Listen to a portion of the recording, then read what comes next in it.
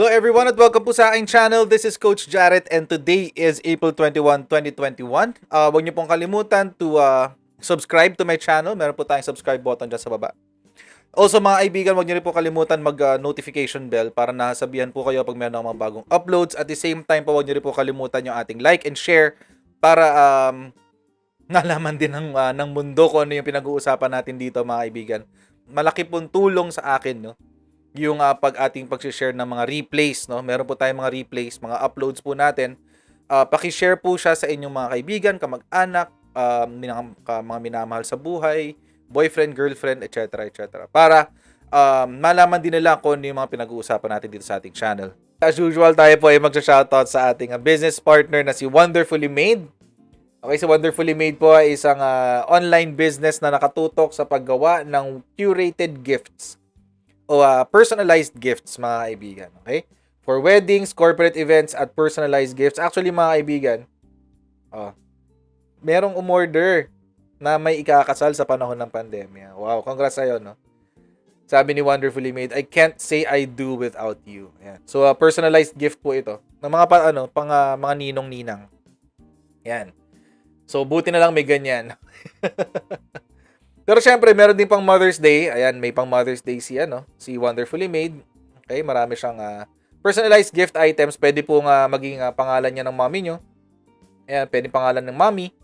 Ayan, so para maka-order po kayo mga kaibigan ng mga napakagandang personalized gifts. At by the way, mga kaibigan, pag pinadala po ito sa inyong mga minamahal sa buhay, gantong-ganto rin ang itsura. May ganyan din kaganda. Kasama yung box, kasama yung mga bulaklak, etc. etc. As in, ganyan po kaganda.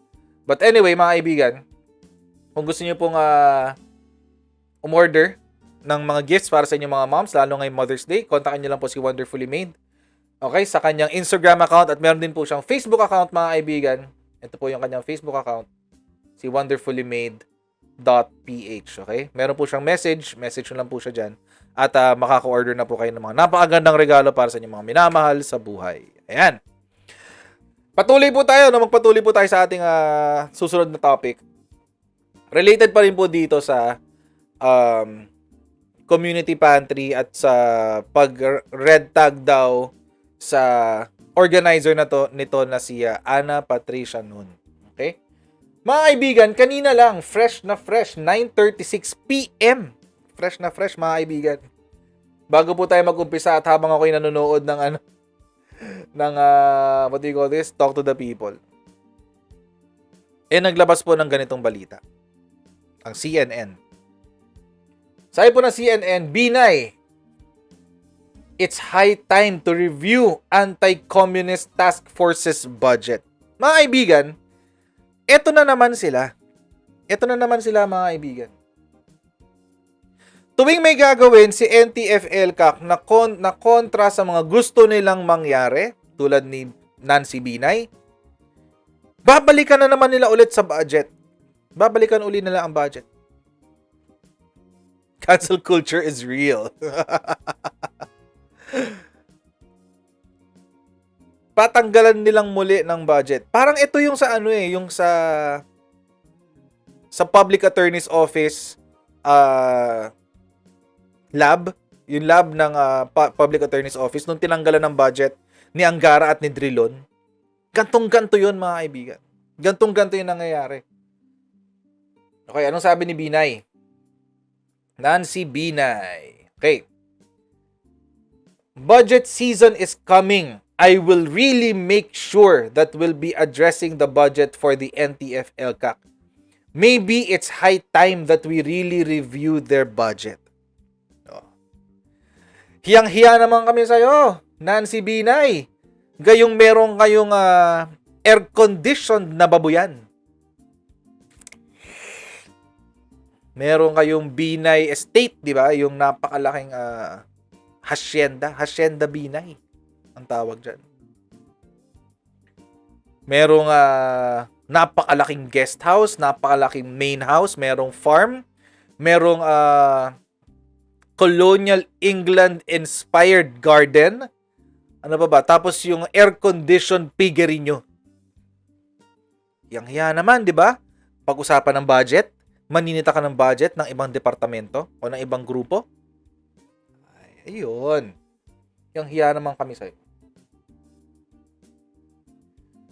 The Ntf-Elcac has 19 billion budget for 2021 with around 16 billion to be spent as incentives for barangays that were cleared of insurgency threats.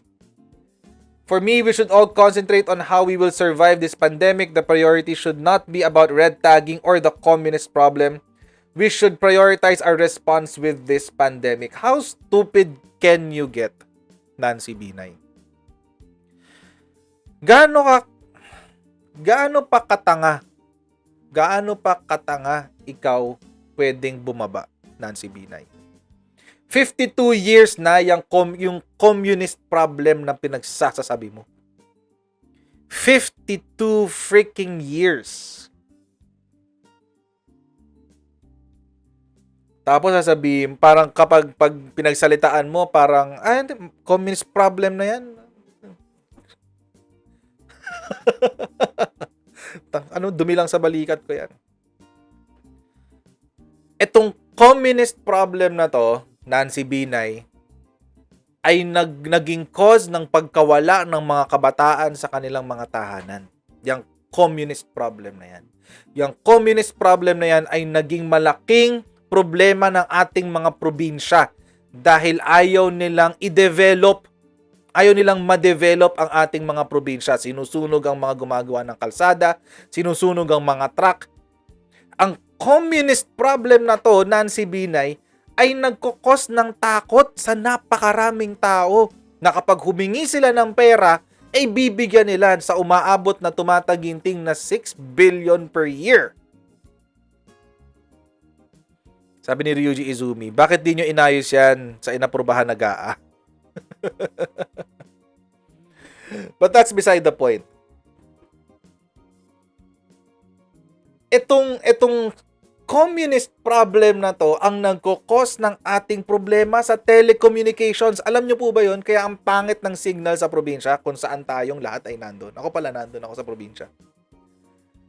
Dahil dyan, bakit? Sinusunog yung mga cell site Yung mga gumagawa ng cell site, dahil hindi magbabayad ng revolutionary taxes, di papasabugin yung cell site. Ngayon yung communist problem na yan. Yan yun.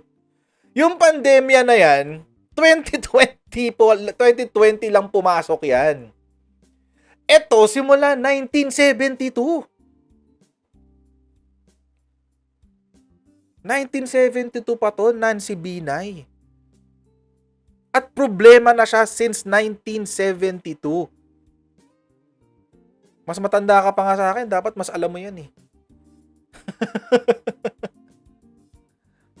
Dapat mas alam mo yan.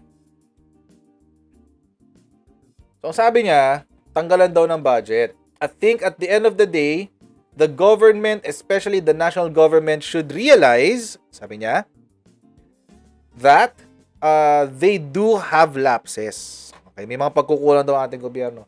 That they cannot really address all the present problems that we are now facing. All help, all hands on deck should be welcomed. So, ang gusto niya sabihin, mga kaibigan, in not so many words ay ganito. Lahat ng Pilipino ay dapat tumulong. Wala namang problema doon. Lahat talaga tayo ay dapat tumulong. Pero kung ang problema ay mga communist insurgents na Diyos ko, Nancy Binay, parang wala ka dito last year nung ninakawan ng NPA yung mga namimigay ng ayuda sa isang probinsya.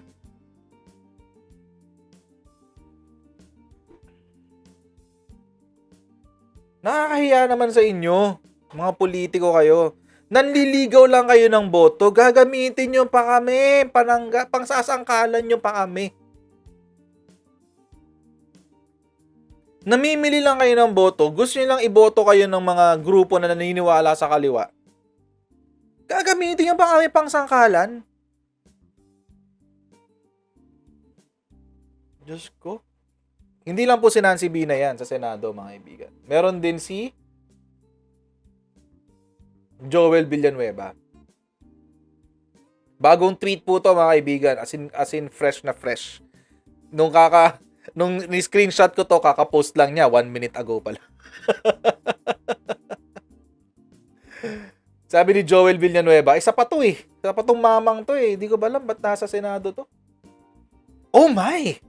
We should move to defund Ntf-Elcac in the next budget. Sayang lang ang pera ng taong bayan. Reallocate the current 19 billion budget for ayuda. Mas kailangan ito ng taong bayan kaysa sa ganitong kalokohan. Dahil yan dun sa quote-unquote red tagging daw na nangyayari. Ano ba dito sa... Ewan, ba naman naging politika tong Joel Villanueva na to? JIL lang ba nagdala dito? JIL lang yata nagdala dito sa mukong na to eh. But anyway, ba't ba nandito to?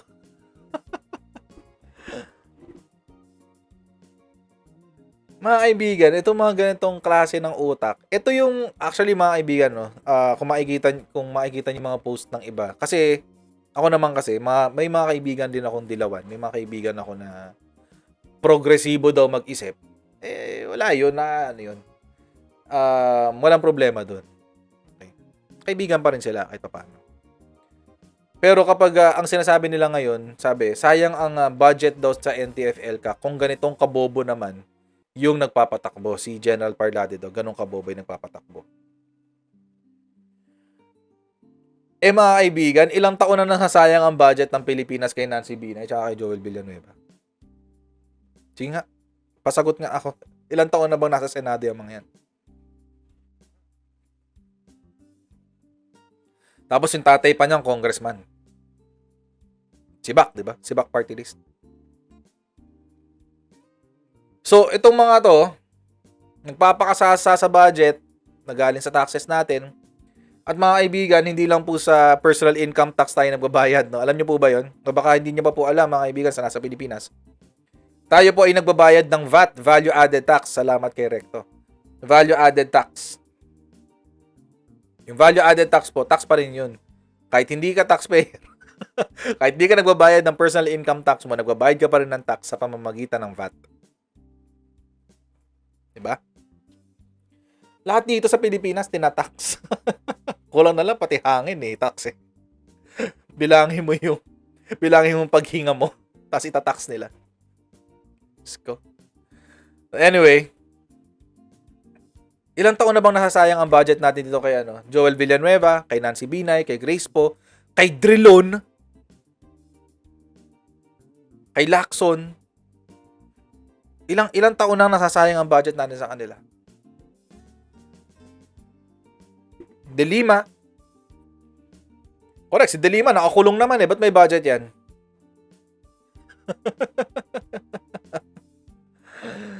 Correct, patay ka na nga. May tax ka pa rin eh. Yung estate tax. Patay ka na't lahat-lahat. Ililibing ka na lang. Bago pa makuha ng pamilya mo ang iyong kayamanan, kahit gaano pa kaliit yan, kailangan magbayad ng estate tax.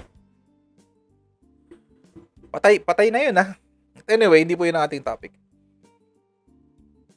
At mga kaibigan, hindi lang po sila yung nag-iinarte ng ganyan. Kasama po dyan ang, syempre, Gabriela. Ayan, no? ARLENE D. BROSAS. Gabriela Women's Party List. April 21, 2021. Ano pong sabi niya? Bawasan na lang daw yung budget ng Ntf-Elcac na 16.44 billion. Ibigay na lang daw sa 10K ayuda bill. Pwede kayong gumawa ng bill. Pwede ipasa ng Senado yan. Ang tanong kung pipirmahan ng Pangulo. Kasi po mga kaibigan, priority project po ni Pangulong Duterte yung pagtatapos ng communist conflict na yan. Pero mga kaibigan, ang weird din na ngayon sila humihingi ng pagdidefund ng Ntf-Elcac. Dahil number one, co-terminus po yan. Ibig sabihin ng co-terminus po, matatapos po itong task force na to kapag hindi ipinagpatuloy ng susunod na Pangulong ihahalal.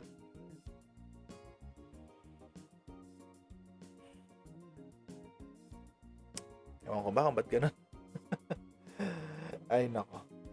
Sana yung next na Pangulo na ituloy itong si Ntf-Elcac. Sana lang. Ayun nga, Rosendo Dayaw, no? Sabi, saan daw kukuha ng 10K na pang aayuda? Eh di kukunin daw sa Ntf-Elcac na budget. Which makes me think. Computing nga natin. Kung 10,000 per family, sabihin na natin, kasi ngayon nasa 106 million Filipinos meron. Divide natin, sabihin na natin, one family, merong 4 na miyembro. Sabihin na natin na ganun. Halimbawa lang. So, 26 million families ang iyong bibigyan. 26 million, 250,000 ang iyong bibilan ng pamilya. Times 10,000. Tama ba to? 262 trillion 500 262 billion 500 million ang kailangan per family. Tama ba? Ito yung budget na kailangan. Ano lang to hindi ito scientific na computation. Kumbaga, naisip ko lang ngayon habang nagla-live. Eh, kulang pa pala yung 16 billion na pinagmamalaki nila. Diyos ko. Kulang pa yung 16 billion na hinihingi nila na i-transfer.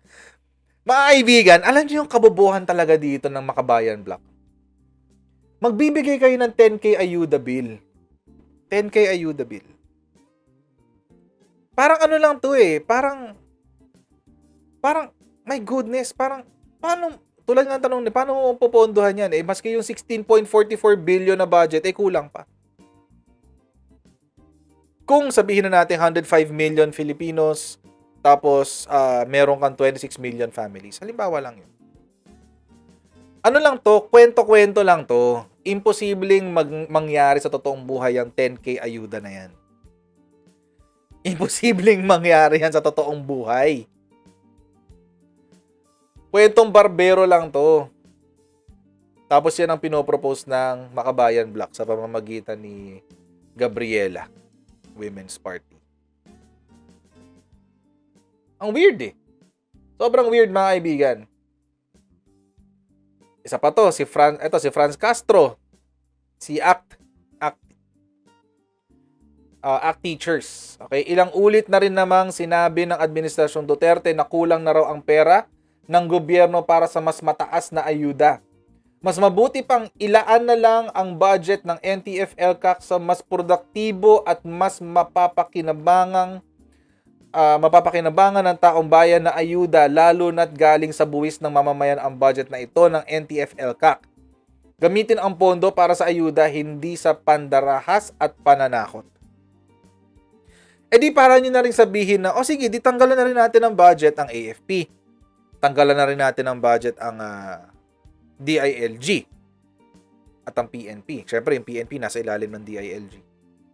Tanggalan natin ang budget kasi mukhang ayaw nyo naman ng rule of law. Kasi po, mga kaibigan, ng Ntf-Elcac po kasi, targeted po kasi yan. No? Targeted ang kanyang objectives, ang kanyang goals sa pagpapatigil ng communist threat. Kaya nga Ntf-Elcac, National Task Force to End Local Communism. Okay, so yun po yun. Yung AC nakalimutan ko na. Pero yun yung End Local Communism. So yun mga kaibigan. Targeted kasi itong Ntf-Elcac. Bakit hindi nila sabihin na, ba't hindi na lang natin bawasan ang budget ng Kongreso? Ba't hindi yun ang sinasabi nila? Bakit Ntf-Elcac? Ba't hindi nila sabihin na, sige, bawasan na lang natin yung budget ng, sobrang layo sa communism. DSWD or DPWH. Basta natin budget ng DPWH. Total naman, sinusunog na ng mga NPA yung mga pampatayo ng dyan eh. Ng mga tulay-tulay dyan. Ine-extort din naman ng mga NPA yan. Bawasan natin ang budget ng DPWH. Hindi. Ba't di natin bawasan ang budget ng Senado? Narinig yun na ba yun? Kung gusto talaga nila ng 10K ayuda, hindi na natin naririnig yun. Ba't di natin bawasan ang budget ni Leni Robredo? 900 million para sa napakawalang kwentang opisina? Ba't di na bawasan ang budget? Bakit kailangan bawasan ang budget ng Ntf-Elcac? Ang dami dyan. Ang dami dyan pwedeng bawasan ng budget. Pero bakit Ntf-Elcac, mga kaibigan? Kasi Sila yung grupo na kumukontrang direkta sa kanilang mga aktibidades. Kay Franz Castro, kay Arlene Brosas, kay Ferdinand Gaite, nasusunod dito, kay Ferdinand Gaite, kay Eufemia Culyamat na sarili niyang anak namatay dahil sa NPA.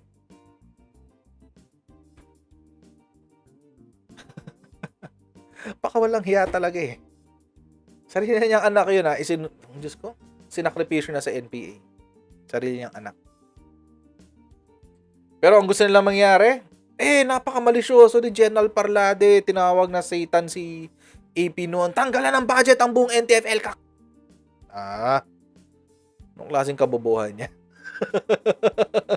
Nung klaseng kabobohan niya, no? Sabi ni Eufemia Culyamat, napakamalisyoso ni General Parlade. Okay? Sa kanyang akusasyon sa mga community pantry. Trabaho ba niya ang mga pagbibitiw ng padalos-dalos na paratang? Manuya, mambintang at manira. Nagsasayang lang sila ng pera sa Ntf-Elcac. Trabaho ng chismoso ang kanilang pinaggagawa. Hindi ganito ang dapat pinupondohan ng salapi mula sa buwis ng taong bayan. At sino ang dapat naming pondohan? Mga aktibidades nyo sa Makabayan Block? Yan ba ang dapat naming pondohan? Kapal naman ang mukha nyo. Mukhang si Parlade ang may political objectives o to be more exact, political ambitions. Kaya ginagamit niya itong community pantry to make himself relevant and to scoop up some media exposure. Di yan sumulpot without reason. Sumulpot yan dahil sa mga pagkukulang ng pamahalaan. That's not propaganda, that is reality. Kung mayroon man dapat itigil, hindi itong community pantry, kundi ang Ntf-Elcac. Kayo, kailan kaya kayo titigil? Kailan kaya titigil ang Makabayan Block? And to start getting on with the program. Kailan titigil ang Makabayan Block? Kailan titigil ang NPA? Actually, iba sa kanila, sumuko na. Marami ng mga NPA ang tumigil. Tulad nito, bakit gusto nilang ipatanggal ang Ntf-Elcac? Kasi nagwo-work. Ntf-Elcac is working.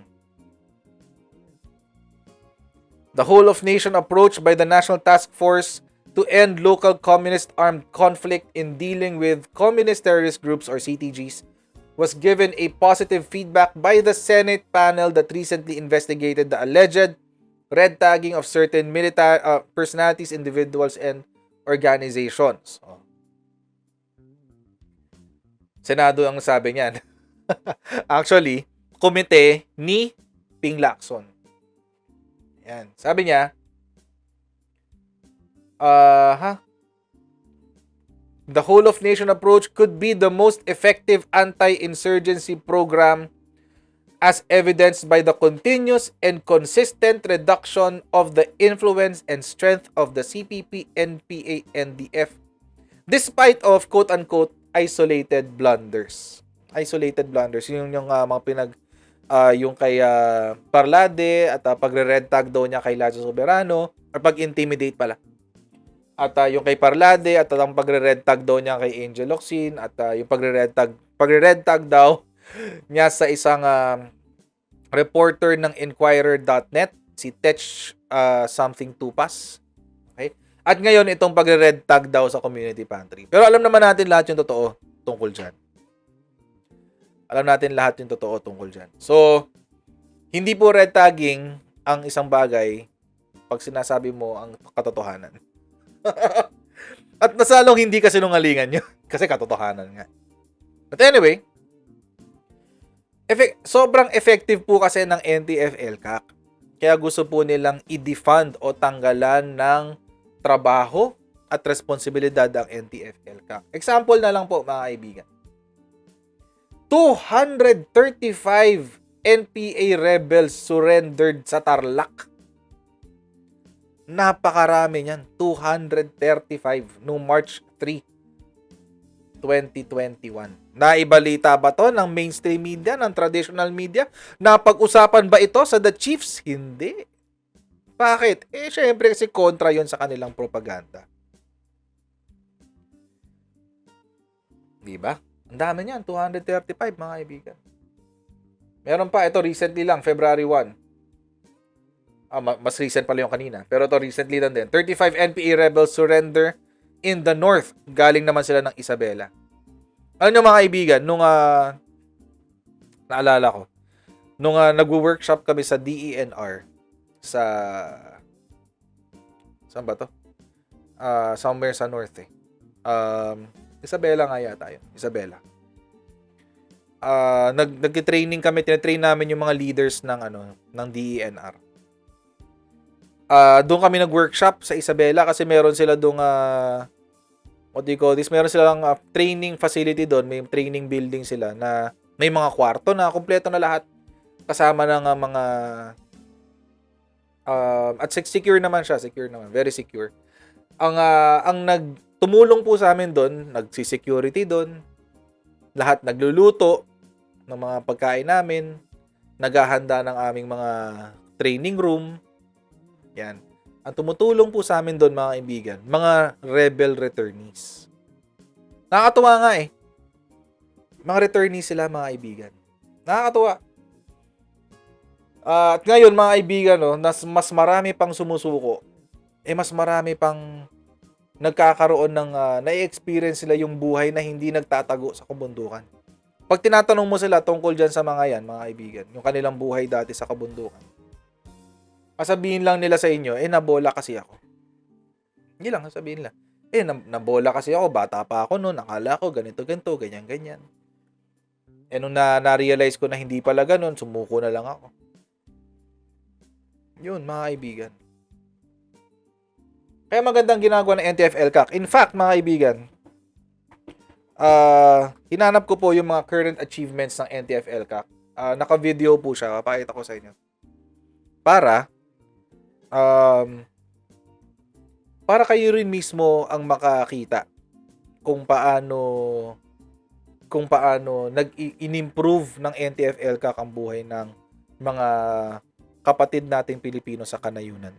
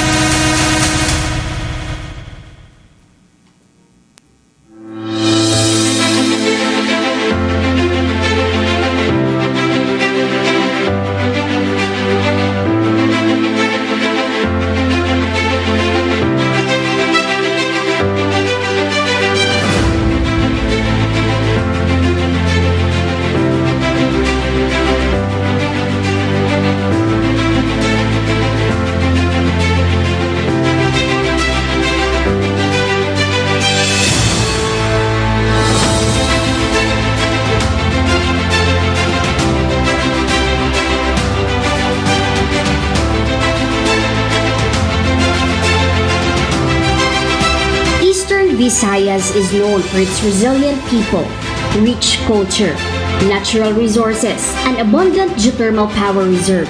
But the region is still struggling towards attaining economic progress. The decades-long insurgency problem in the region has been the root cause. The CPP-NPA says it is in Eastern Visayas, particularly Samar, where they will fight their last battles in this insurgency. They say this is the NPA's strongest bastion. We, however, at the RTF-8 give it a hard look. In the Regional Task Force to End Local Communist Armed Conflict in Eastern Visayas went into full gear by mid-2019. The Eastern Visayas Regional Party Committee was in full strength at 5 sub-regional committees with 11 guerrilla fronts. All provinces are affected by NPA terrorism, with at least 506 armed NPA regulars, 1,000 unit militia, and 405 affected barangays. In less than 2 years, our efforts have been significant and the situation has greatly improved.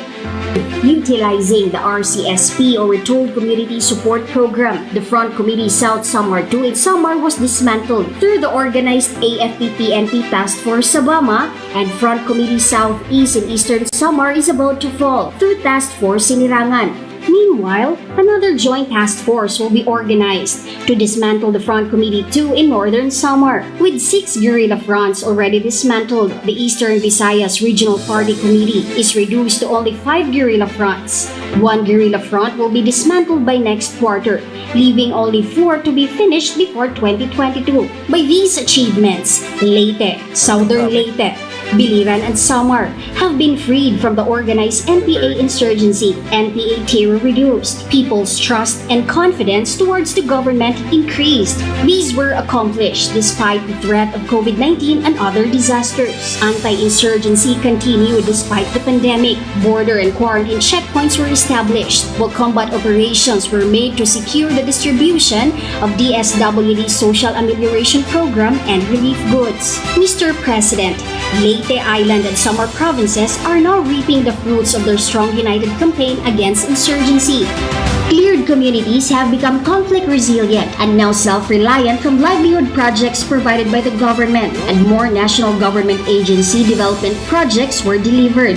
Former rebels now live peaceful and normal lives.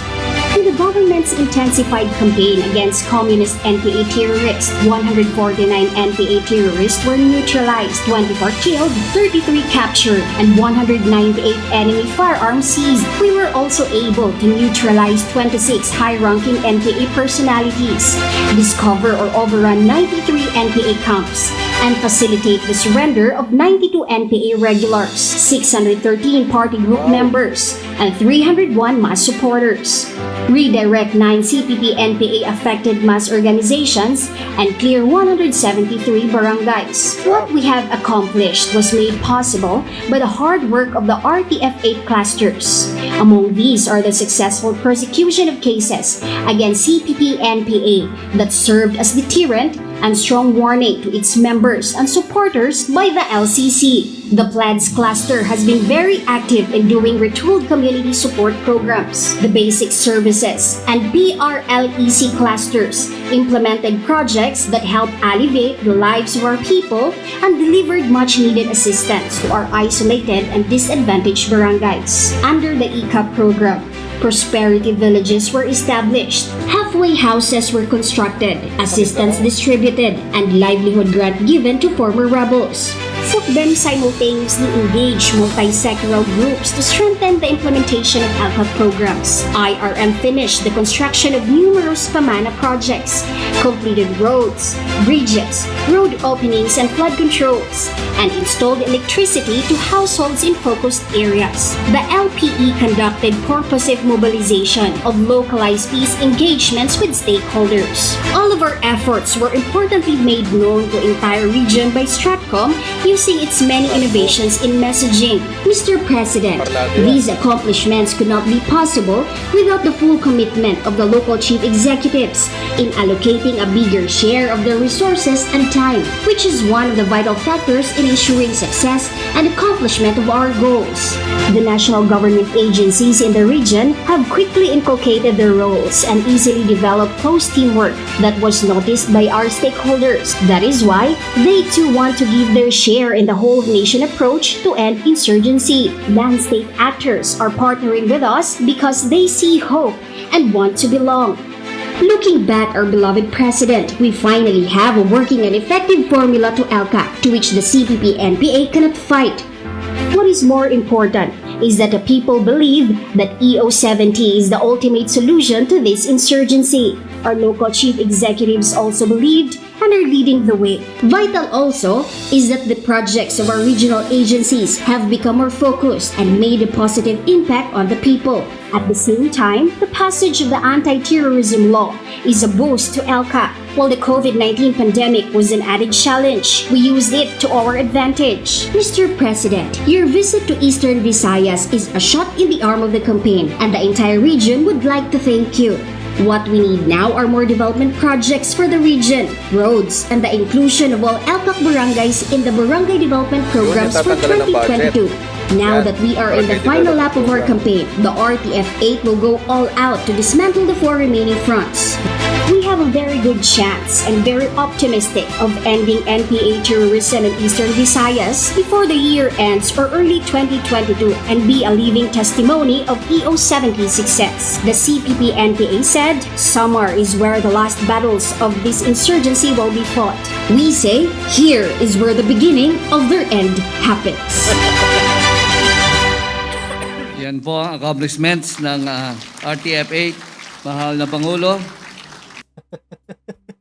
Ayos yung closing statement nila. Gusto ko yan Ay, nako. Anyway, mga kaibigan, kaya po kating-kate. Kating-kate ang Makabayan Block. Kating-kate ang mga dilawan na kaibigan ng mga komunista. Kating-kate silang i-defund ang Ntf-Elcac. Kating-kate silang tanggalan ng budget ang Ntf-Elcac. Bakit? Dahil po, nawawala na sila ng kapangyarihan sa kanayunan. Mga kaibigan, sa atin, ang pag-asa na lang ng mga komunista at mga dilawan ay ang pambobola na ginagawa nila sa National Capital Region. Diyan kayo sa Maynila. Okay? Kayong mga nasa Maynila, kayo na lang ang naniniwala sa propaganda nila. Kayo na lang ang naniniwala sa mga propaganda nila. Mga taga Maynila. Ako, dati naman ang taga Maynila. Pero kasi yung mga kwentong hindi natin naririnig, yung mga gantong kaliliit na kwento na hindi binobroadcast ng mainstream media, ng traditional media, hindi naman ako di ko nababalitaan yan dati. Ngayon lang nang lumipat na ako sa probinsya. Example, mga kaibigan, no. Actually, maski nung aktibo pa ako sa ministry. Makwento ko lang. 2 beses po akong nagkaroon ng experience sa mga NPA. First time po, mga kaibigan, magmi-mission trip po kami para sa mga kaibigan po nating AITAS. Di pala AITAS. What do you call this? Mga katutubo sa Mindoro. Mangyan. Magmi-mission trip kami doon, mamimigay kami ng relief goods, etc.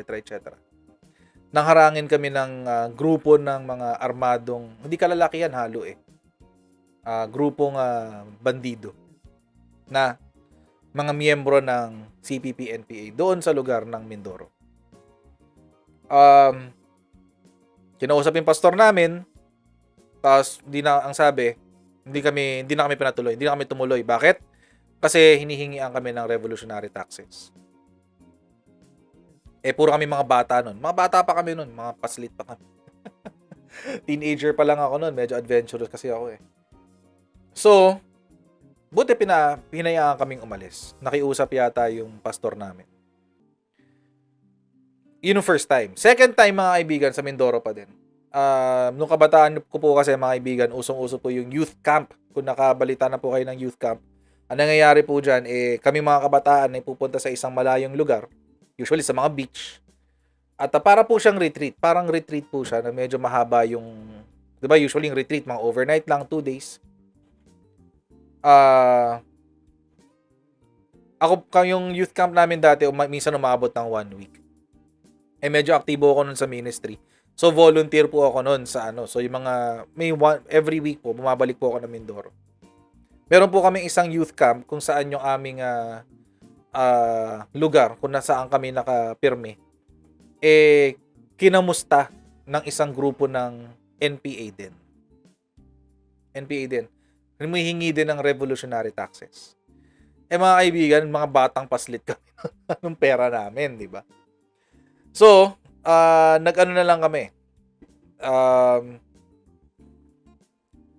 Hindi ko alam kung nagbigay yung pastor namin or whatever. Pero nakiusap na lang yung pastor namin na wag na kaming guluhin for the rest of the day. Hindi ako UCCP. Sorry. But anyway, kaya ako po, no, kahit paano, meron po akong first-hand experience sa kung paano. Kasi mga kaibigan, lalapitan ka talaga armado. Dala-dala pa yung Armalite na ganyan.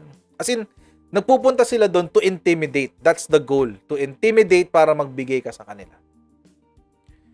And unfortunately, merong time na yung kasi yung may-ari ng resort kung saan kami nag-youth camp is an Australian national at binuo niya yung resort na yun. Merong time na yung isang team namin nagpunta doon, pinuntahan yung resort, hindi nagbigay ng revolutionary tax yung may-ari na Australian national. Sinama siya sa kampo, kinidnap. Nagbayad ng ransom yung pamilya, pero hindi na binalik. So, unfortunately, yun, nakidnap and napatay yung aming kasama.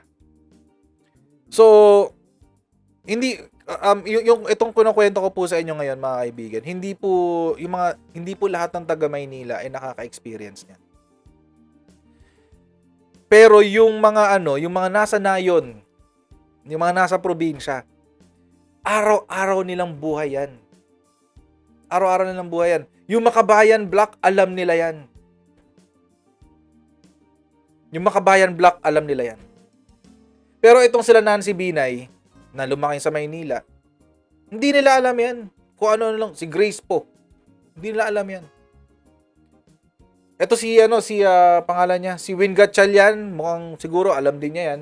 Itong si Villanueva, Joel Villanueva, baka alam din niya kasi taga Bulacan siya alam niya yan. Mga kaibigan, yung budget po ng Ntf-Elcac ay nakareserba po yan para sa pagpapaganda at pag-i-improve ng buhay ng mga lugar at barangay kung saan cleared na, wala ng NPA sa loob. Tapos sasabihin ng mga senador na to na walang utak, sasabihin nila, defund ang Ntf-Elcac kasi kung ano-anong pinagsasabi sa TV ng kanilang spokesperson. Nanakawin nyo yung katahimikan ng buhay ng mga nasa nayon dahil sa kapritsyo at kaartihan nyo dyan sa Maynila.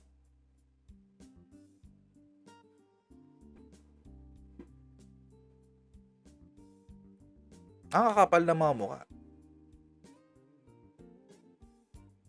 Etong Makabayan Block, ipapa-defund nyo. Siyempre, kasi pag na-defund ng Ntf-Elcac, saan lang pupunta yung budget? Pero mga kaibigan, wag po tayong maniniwala sa propaganda ng mga dilawan ngayon. Ang propaganda nila, sablay ang Ntf-Elcac. Walang ginawang Ntf-Elcac kung hindi mang red tag, mang akusa. Pero mga kaibigan, ang Ntf-Elcac po ay merong totoong nagagawa. Lehitimo po ang kanilang nagagawa. Si Nancy Binay, ano na ba nagawa niyan recently? Maliban sa magkukuda dyan sa Senado. Joel Villanueva, ano na ba nagawa niyong mag-ama? Pareho kayo nasa gobyerno, yung isa si Bac, congressman, ikaw senador. If I'm not mistaken, yung kapatid niyo parang mayor pa yata o governor. Sa Bulacan. What have you done recently? Mga Kristiyano pa naman kayo? Nakakahiya kayo.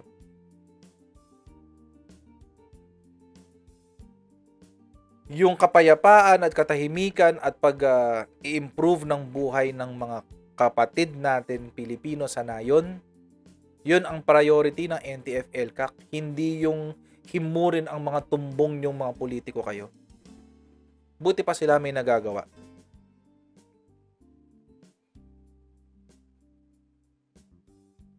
Buti pa sila may nagagawa. Itong mga senador natin ngayon, itong mga congressmen natin na walang kwenta, wala. Tama ka, Devix Nami. Hudas sila, mga hudas.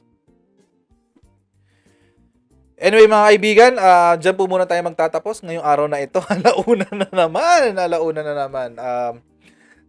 Wala, inabot kasi tayo ng lockdown na. Ni-lockdown yung aking internet kanina kaya medyo nag-overtime tayo. Pero mga kaibigan, maraming po salamat for joining me again tonight.